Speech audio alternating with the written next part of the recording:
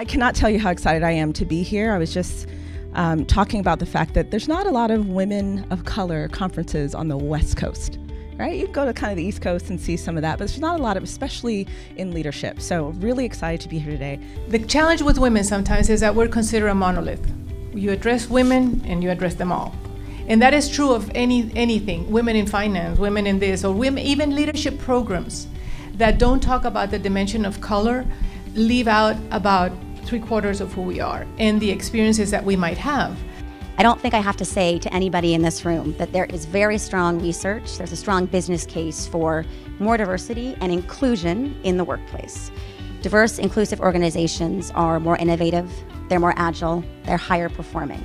What are you gonna do for yourself that's gonna make you most comfortable, but is also appropriate to the environment, right? And if it's hard to navigate, if it's difficult to know, because we're not in a everybody wears a suit culture, then you gotta look for those people, those mentors, those sponsors, or the people you admire to kind of figure out what's gonna work for you. Make it personal, it's about you. It's not some people will say or those people do, it's me. I'm having a problem right now with balance and it looks like this, okay? Because the more you can name that and frame it, the more we can find ways to get there.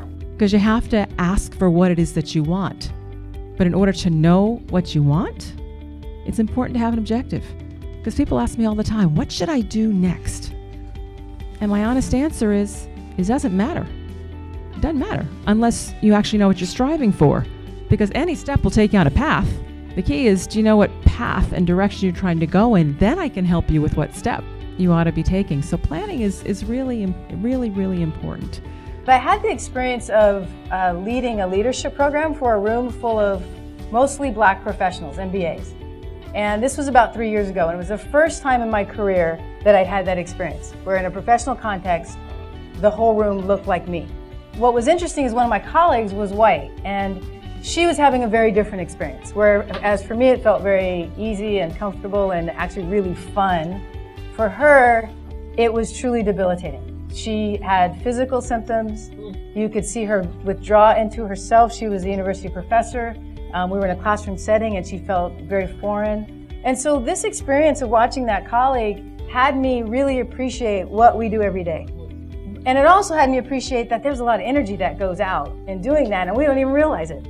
So what would happen if we could take that 30 pounds out? How much faster could we move? How much more impactful could we be? How much more attention and energy could we be giving to having impact rather than managing all that comes along with being different? Women always are trying to balance the whole aspect of if you're too feminine, are you going to be seen as competent?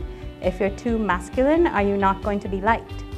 So you look at the sea of evidence and you say, what does that mean for you or for me?